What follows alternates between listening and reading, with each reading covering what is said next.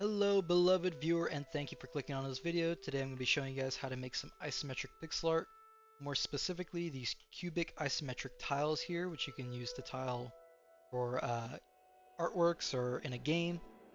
I have a little game concept here so you can kind of see how you could implement it. So let's just jump right into it. It's real simple. The first rule that you really need to know is the 2-to-1 ratio. So when you're drawing your initial tile, if you hold Shift and Control on Aseprite and a bunch of other programs, it'll snap to specific angles. I want this 30-degree angle here. I'll do that in both directions. Connect them there at the top. And it doesn't need to be this size. You can make them wider just as long as it's divisible by 2. So don't just have like 1 pixel or 3 pixels. That'll make it so it doesn't tile properly. And also, of course, have it even, but I think that goes without saying. So once you have that top half, you just copy, paste, Shift V, flip vertically, and then if I take this again, this is already this could already be considered an isometric tile. You could tile it infinitely in every direction. Let's take this one step further and duplicate this, drag this down. Another thing about these is it doesn't matter how tall they are. It doesn't need to be an even number or anything like that. And in fact, you could actually even have some stuff sticking out the top. In this tile, you can see it's only 1 pixel, but it is a pixel sticking out the top here. And that just helps sell the illusion that it's grass because it's overlapping the tiles behind them rather than giving it like a clear... Otherwise, you'd see like a clear grid shape where there's no overlaps. So that's why I chose to do that. Anyways, so here we've already got a tileable, not cube, I guess this would be what, in rectangular prism. So you could tile that. I already screwed that up. As you can see here, I put it 1 too high. Now we don't get that 2-to-1 ratio anymore. We'll just erase that bottom one and put it 1 lower like that. There we go. So as you can see, you could tile it infinitely, even with this cubic shape. I guess I probably should have tiled this one. But I just want to give you guys a few tips. One of the pitfalls that I fell into myself pretty early on was I wanted to make it look more cubic. So I would take these sides and I drag them in, made it a little bit smaller like that. And it looks, to me, this looks much more cubic. But after I drew my tiles, I ran into a problem and actually tried to tile them, in that when I tiled them, I had these little dots of the side panels sticking through the top. And you could try to avoid this by taking these tiles and just having them overlap one, like that.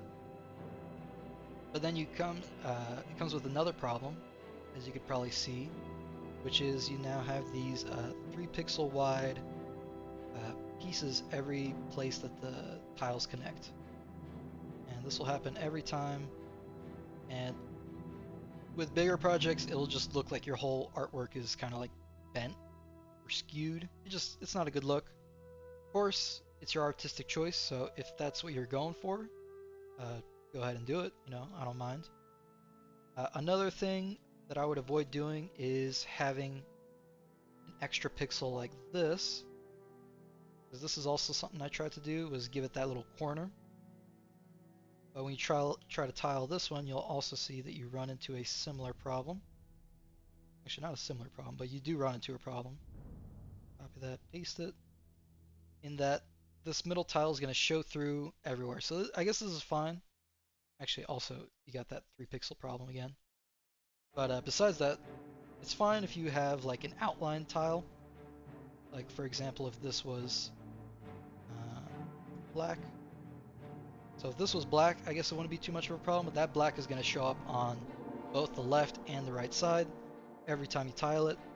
So if that's not what you're going for, just avoid doing that.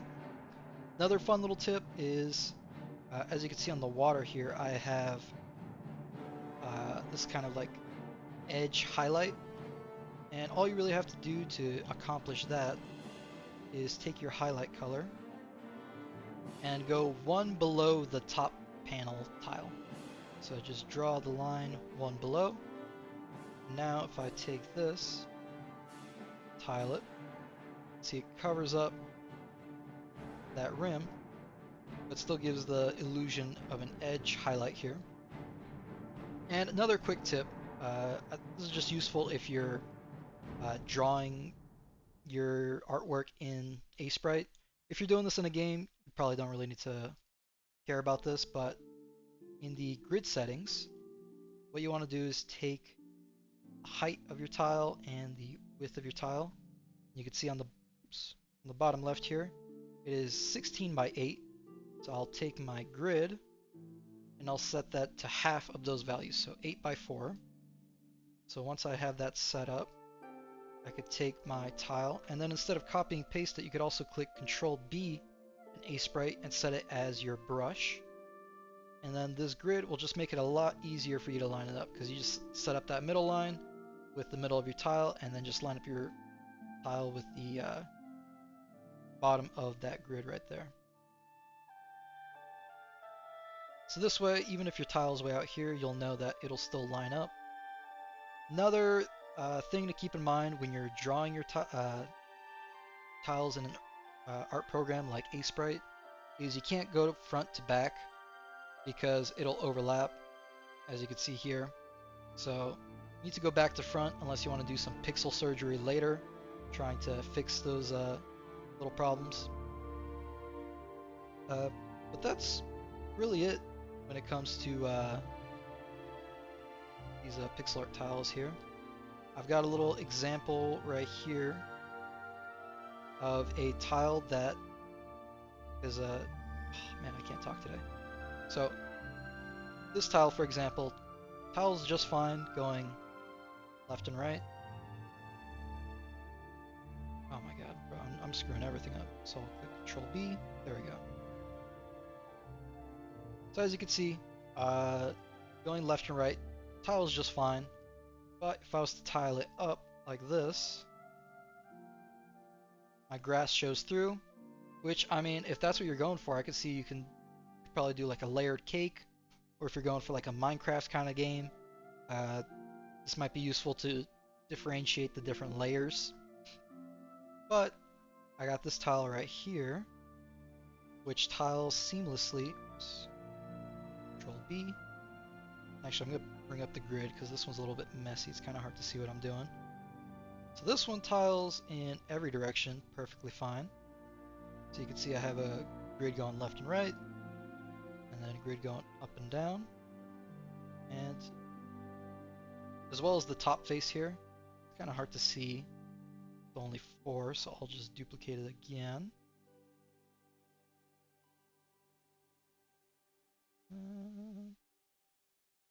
There we go. So as you can see, I kind of have, like, if you wanted to use this as a floor panel, it'll work. If you wanted to use it as a wall, that would also work. You can see that every other brick is a little bit shorter. I could fix this by just making my tile 1 pixel taller. So for example, if I just take this, make it 1 taller. The only reason I didn't do this is just because it doesn't fit nicely in the cube anymore, or in the square. But because it doesn't matter how tall your tiles are, you could do this. Now you can see that the bricks are all evenly sized, evenly spaced. So yeah, that's about it. Here's a little example, just something else. This is more for if you're working on a game. It's let's say you want to have a selector like this. I found that a good thing to do is let me open up. I have a lot of layers here. So I have a selector. So if you wanted to like place tiles or delete them in a game, it's good to have this grid because it is kind of hard to see. I mean, it's pretty obvious which which tile it's selecting right here, but if you wanted to select some tile back in here, it might be kind of hard to see, might be a little bit arbitrary which one you're selecting. So what I ended up doing was I would hide all the layers that you're not selecting. So just kind of, put a little filter over them. And then on top of that, I added this grid.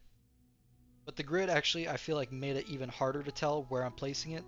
So another thing that's good to do, which layer was it? Was this layer? Is to actually erase every tile that is overlapped by a tile on the same level. I feel like I'm saying tile a lot today. Anyway, so if you're working on a game, it's good to, I would recommend doing something kind of like this.